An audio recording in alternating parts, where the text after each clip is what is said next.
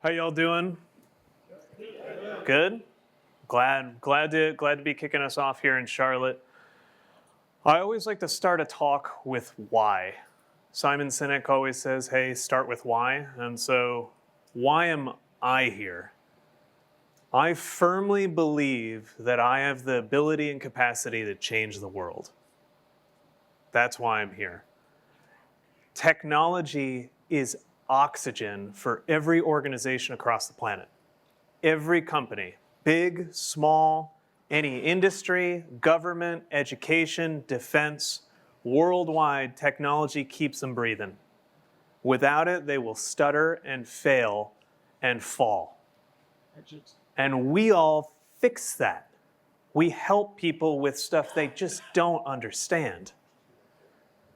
And because of that, we have the unique ability to make everywhere better in all of our communities. We can help doctors heal people. We can help public safety save lives. We can help builders build the streets, roads, houses, and businesses that make our communities thrive. Manufacturers who make everything we use, lawyers, CPAs, wealth managers who improves people's lives in a variety of different ways. All of them need us. And the way that we can maximize our impact is by being able to talk to people. And that is sales. Sales is talking to people. No more, no less. And the way that I want to change the world is by helping everyone in this room and rooms like this one be able to talk to people better. And one of the most common ways that we lose deals is through objections. I know a lot about objections personally. I failed at my MSP to change the world because I would struggle in sales. I would struggle talking to people. When I was in the room and I knew I had the best offer, I was the best fit for this customer, I knew their pain points, I knew the technology, I knew my team's process and our systems and our people would serve them best. And then we'd get to that proposal stage and I'd lose it. And not only would I lose it, I'd lose it to someone who was not better than we were. And that was frustrating. And then as referrals slowly started to peter and dry up and they weren't enough to feed the growth that we wanted, I was frustrated because I couldn't get the people in the room. I didn't know how to get past someone on the phone. I couldn't overcome that barrier, that objection. And after I sold my MSP, I went deep into the sales rabbit hole. And the question I'll kick us off with is, why aren't we changing the world right now? Why aren't we making the world a better place right now? So I want to make sure that at the end of this talk, at the end of 27 minutes and 12 seconds, we're feeling comfortable overcoming any objection that someone could throw at us. And that's what we're going to cover today. Little disclaimer, everything in here is based off of experience and data. And our data goes pretty deep. It's based off of 1,000 different campaigns for MSPs across the country in every community this country has to offer. Collected over data over 5 million phone calls in 10 years' time. So it's pretty good data, but your mileage may vary. We don't need to talk about me or any of that stuff. So let's talk about what we're talking about today. Handling objections. And an objection, let's define it. That just means someone says anything other than yes. We've run smack into an objection. The other thing I want to make sure we talk about is how we get to yes in the room. How do we close a deal when we're in the room with someone? Because the longer the sales cycle goes, the longer between proposal and a decision, the more likely we're going to reach no. So if we can shorten that sales cycle down to immediacy, we're going to win more deals. So first off, question. First keynote of the day, first talk of the day. What causes an objection? Throw out your favorite one. Too much. Too much? Money? Budget? What's that? Already got that. Already have that? Don't need that. I don't need that. Love it. If it ain't broke, don't fix it. If it ain't broke, don't fix it. Oh. a little bit, got triggered right by that one. What really causes objections is stress. I can 100% guarantee you, if you call someone who has never heard from you in their life and say, hey, Ian from Fox & Crow, who can I talk to provide a quote from IT support? And they go, "Brrr." That is not you. They don't know you. There is some deep-seated trauma in their background that has caused them to have a visceral reaction to a sales call. Stress happens all the time. Family causes stress. Relationships cause stress. Our community and our friendship circles can cause stress. Everyone got that like 100% drama all the time, friend? Just me? Okay, well, y'all got better friends than I do sometimes then. Mental health and mental health challenges can cause stress. And anyone have stress at their job? Any work type of stress in the room? Little? Nobody ever heard of that one, right? Managed services is a stress-free workforce and career path. The big thing I want us to take away from this is it is not us. It's not always about us. In fact, when an objection occurs, especially top of funnel, it is rarely about you and almost always about something else.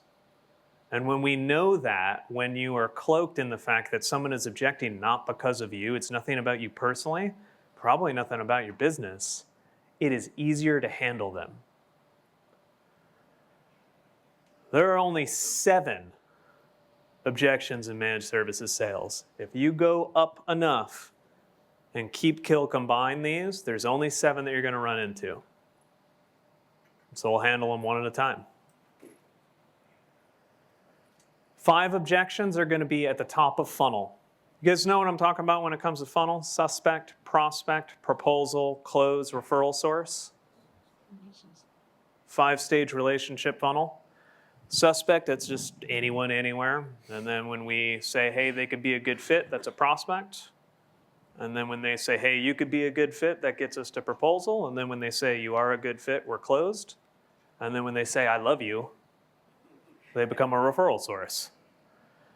So you get 5 at the top, which is that suspect to prospect phase, and prospect to proposal.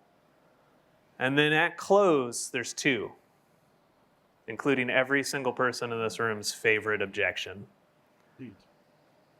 First and foremost, I want to share a framework. Nothing's held back in this. Using the MSP ask method, you can handle any top of funnel objection. When someone's objecting during prospecting, they need you to hear them. They need to feel heard. And feelings are important. We really buy emotionally. We're emotional critters.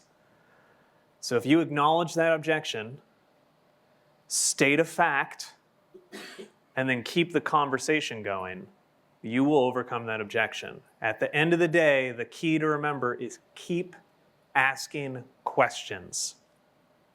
When someone objects to something, keep asking questions.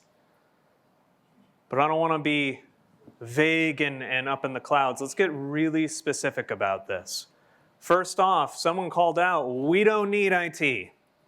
Objection number 1, we don't need it. I understand you're not in the market for IT support currently. We've been providing IT support to law firms in Atlanta for 20 years. Who do you call when your computers break? Acknowledge, state a fact, keep the conversation going. That state of fact, you'll notice the parentheses, customizable. We've been providing support to their industry in your geography or their town for however long you've been in business. That's how long you've been providing support to that industry. What do we learn from this? We learn about their current support method. Who do you call when your computers break? Well, we call Bob. Oh, and is Bob part of your team here? Does he work somewhere else? Oh, he works for an outside company. Does Bob have other people who work with him, or is he the guy? Oh no, he's got a team. You know they have an MSP. You get to understand their attitude around IT. We don't need IT. Computers don't break. It's all the cloud. There's nothing wrong in there. The security stuff's way overblown. You see a bunch of like CRT monitors with 10-year-old computers, you run for the hills there. That's not someone who views IT as an investment.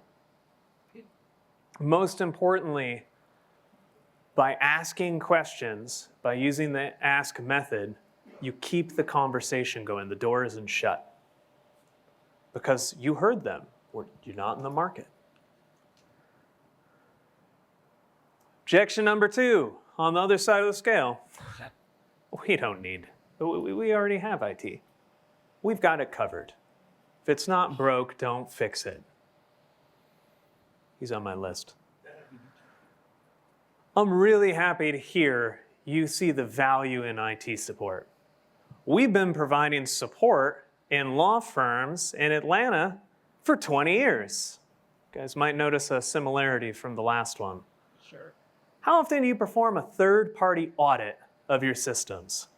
Audit's one of my magic words. Back in the day, I had an MSP for 16 years. I sold it back in 21. We were a healthcare MSP. And I have yet to meet an administrator in any practice, hospital, non-ambulatory, big, small, PE, privately owned, that didn't go when you said the word audit in their presence. That was a 5-letter swear that you were not allowed to utter. But it worked, because when I said audit, their brain shifted from wherever they were at to compliance, and compliance then made them think about fines, and fines made them think about loss of revenue and loss of preferred revenue generation status. And now I'm talking about revenue cycle management with them, and that's a different conversation than tech support. So what do we learn? We still get the current IT support method because they're going to talk about it. They're going to have to talk about their systems when we're talking about an audit. But I also get the opportunity to understand contract status and end date with them. Well, how long have you been with that provider? Oh, 15 years, and you've never had a third-party audit of your systems? You've never had a second set of eyes? They're in healthcare, in my example. Second opinions are due course of business. You've never had a second opinion? And you can use that vertical specific language when you're having the conversation. Again, that attitude around IT, and again, keeping the conversation going. A little bit hotter of an objection here. We don't take sales calls. Sometimes delivered friendly, sometimes not so much. Just getting a little bit upset there. Thanks for telling me how to not do business with you. We've been providing IT support in Atlanta for 20 years. See the pattern? Little underscore about the fact, memorize 1. It works everywhere. What steps should I follow in order to be considered in the future? I loved we don't take sales calls objections. It was so good, so much data comes from that. Because I'm immediately acknowledging, hey, you don't want me to call you. I understand, thanks for letting me know that. But now I'm able to talk about their buying process. I can ask how they make decisions. I can ask about considerations for making decisions. What's the timeline that I should reach out in their preferred methodology? And I might even get the decision maker name. That's a powerful objection. Number 4, dial tone. They hung up. I understand you have terrible phone etiquette.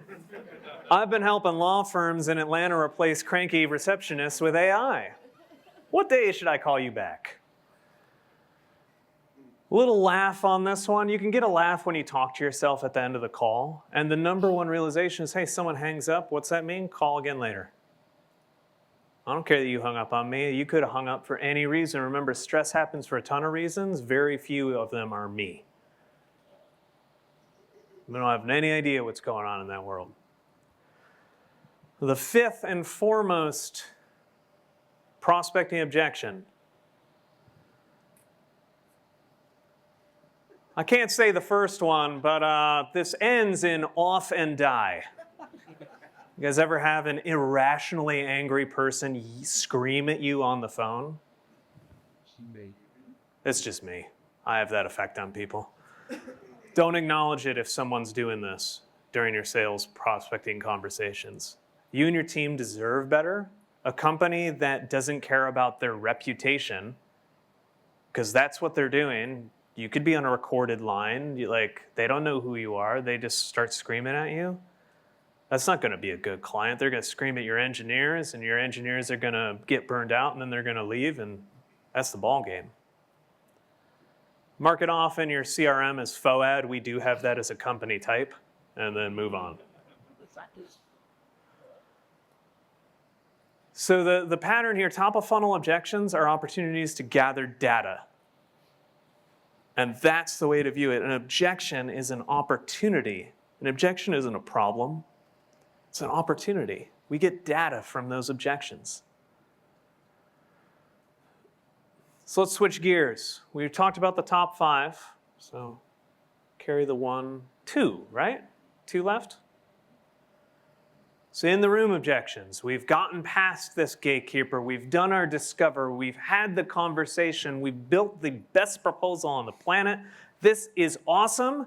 And no. What do you mean no? I don't believe you can help. Anyone ever heard that one in the room? You guys are all better at sales than me. So I ran through and did a proposal for a medical office, and we did a huge assessment, about 40 hours into this. Made a great plan, everything. Talked with all the stakeholders, interviewed the frontline leadership, talked with every provider. It's a 12-provider practice, went to every location, took photos, whole rigmarole. And the administrator, who I had been working with nonstop on this, I don't believe you can help. What do you mean I don't believe I can help? But what I didn't do, and what happens if you experience this, is that I didn't gain trust and understanding with the person, which is a fundamental failure of discovery. Discovery is that conversation or series of conversations where we see if there's an opportunity to partner together. So while I had monetized pain and gain, I understood what the problems were costing them. I had the numbers. I understood how they could grow. I had all the math laid out about ROI. I hadn't talked with the person across the table from me as a person. I talked with them as a statistic.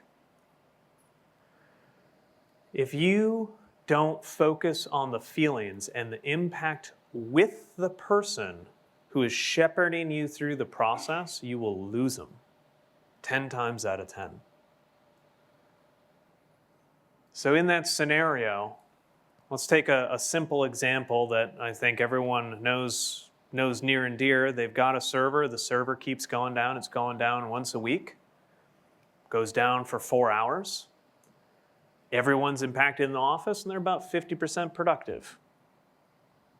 And if they got that time back, they could probably land a new client every month, and that client would be $100,000 a year. Great. Found a $1.2 million problem. Easy to show the ROI on that, right? We're maybe a $60,000 engagement, $100,000 engagement. Easy peasy, massive ROI. But what I didn't do, for example, I'll pick on my wife in the back of the room. So Carrie, we've got this server that goes down. It's going down every week. Happens like clockwork on Wednesday. We lose half the day on Wednesday. The team's pretty much idle half of the day while this is going on. And if I could get this time back for you, your team could land a new client every month. Does that all sound right? Yeah, that's right. What's happening to you personally on this? If your team's losing half a day's worth of production and we're losing 1.2 million in potential revenue, what's this doing to you? I am stressed out. I'm pulling nights and weekends. I'm having to do customer management, which isn't even my forte. I've got 2 people who are threatening to leave, and I don't know how I'm going to source one of them because they have knowledge that we just don't know how to replace and isn't documented anywhere. I haven't seen my kids do any of their extracurriculars for 3 months. And my husband's pissed. Well, okay now. Now I know something personally, and so when I stitch together my plan and talk about how we're going to rebuild the architecture and we've got the server issue diagnosed and we know we can fix this month 1, I can look at Carrie and lean in and say, Carrie, this is priority number 1. Day 1 after we get everything documented. We're taking care of this. We're going to make sure that you've got that time to spend with your kids. We're going to settle down the relationship with your husband, and we're not going to have nights and weekends lost on this anymore. We're going to preserve that staff if at all that we can. How can I help communicate our action plan to your team? That's personal, where $1.2 million is just a number. Resonate with the CFO, but it's not going to resonate with anyone else. You guys know the last objection. Somebody called it out. It's everyone's favorite one. Yeah, here you go. You cost too much. Who here's heard you cost too much in a room? Okay. Well, you 3 who didn't raise your hand, you need to raise your prices. For everyone else, this is us. I feel like we've spent quite a bit of time here together. I've been up here for 20 minutes, 21 minutes. We're friends, right? Probably like I'll be at your wedding, I'll be in the wedding reception party or something like that. Like, we can all speak frankly now. Is it okay if I give really, really frank, direct talk? Yeah. Got permission? When you get this objection, it's because your discovery sucks. You didn't monetize impacts of the problems. You didn't monetize what gets gained by the customer properly. What's the ROI for the investment into a partnership with you?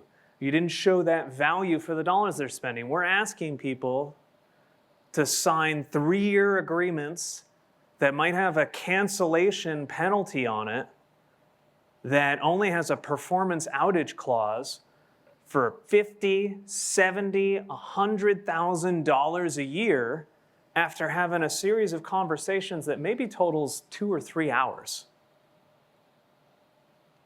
We're wondering why they're saying you cost too much? We didn't show value. And number 1 reason why you get this objection is because you didn't qualify budget. And budget qualification is part of discovery, same as buying process, decision makers, stakeholders, and what's going on. BANT, budget authority need timeline. The budget piece doesn't have to be a weird, well, so what's your budget for this project thing? The end of discovery, I use this, and it's worked for me like a charm since I learned it. Carrie, this is what I have that's going on, X and Y and Z. Is that a reasonable summation of what's happening? Yes. Okay. Look, I appreciate you taking the time to share these problems with me. I don't have my pencil sharpened on this, but these problems are not unique. My team and I deal with them for businesses like yours every day. And while I don't have the dollars and cents worked out, for a company that's of your size and scope with these issues, it's generally between X and Y per year. Now, if I come up with a plan that you believe will help, is that fundable? Few key things there. Believe and fundable are more of Ian's magic words. Be like my sales children's book down the road. Believe is a feeling. Do they believe it will help? I want someone who's making a buying decision in a feeling state. I want them to feel good about it, that people buy from people who they know, like, and trust. Well, you can get them to know you by sharing your story and answering questions, building some rapport. They can like you by being personable. Everyone in here looks like a really personable person. I don't see anyone here who's like, I don't like this Ian guy. Like, you're all fairly welcoming. And they can like you when they feel like you've heard them, when they feel like you understand them. So if they believe that our plan will help, it makes sense. We're not talking tech, we're talking business impacts. We've made it specific to them. That's step one. Fundable is a word that triggers someone to think in a balance sheet state of mind. Balance sheets are about investments. Profit and loss statements are about expenses. Can you afford this is an expense terminology. Can you fund this? What do you fund? Do you fund your 401k? You fund a capital campaign. You fund your IRA. You fund your kids' college tuition. Those are investments. And I want to position my service offering as an investment in them, in their business. Will you invest in yourself? If you believe this plan will work, will you invest in yourself? Okay. That's why I like the word fundable. At the end of the day, a budget objection should never happen in a proposal. Share the range in discovery and get people who are not qualified out of there early. Why should we spend the time building a proposal and building a project plan and going through the proposal thing for a $5,000 a month contract for someone who's got a $500 a month budget? I'm not going to overcome that. Let's cut them loose to industry. Send them to our very best competitor and let them burn their sales time on it. Get out. But we also talked about closing in the room. Right? So discovery lands the deal. Discovery is where we build our value. Our value is built through questions and that building of rapport. If we understand their situation, we understand where they want to go, we have a plan they understand and believe in, we can ask them for their business. And I use 3 questions. Run through a proposal meeting, I'm going to state what's going on. And question number 1, Carrie, do I understand what's going on? Yes. I'll have talked about the impacts, I'll talk about the numbers, I'll talk about the feelings. You understand what's going on. As I'm running through my managed service offering, here's how our help desk fixes this issue. Here's how our network operations center fixes this. Here's how the backup plan or the security, whatever it is, fixes part of their pain. Anything that wasn't really called out in our discussion that they get, that's going to be, you also get all this stuff. And it looks like value adds. No extra cost, you get all this other stuff. It'll be valuable too.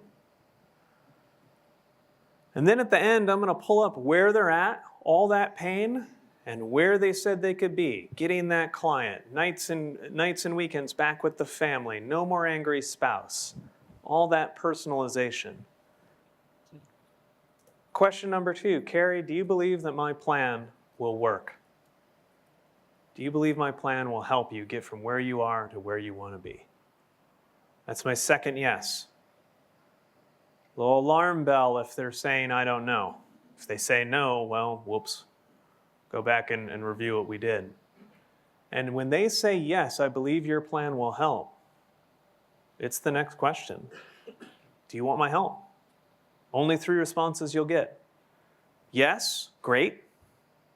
No, also great, don't have to waste time. Or, gotta think about it. I want to think about it. No problem. This is a big decision. I understand. It's a $300,000 investment. Have to think about it. Have to run it by advisors. When do you anticipate making that decision? You said you'd like to have this done as soon as possible. 2 weeks? Great. Is Monday morning or afternoon better for you? 10 a.m. on Monday? Do you want me to call your desk or your cell? Your cell? And that number is this? All right. And I'm going to send the invite right there in the room.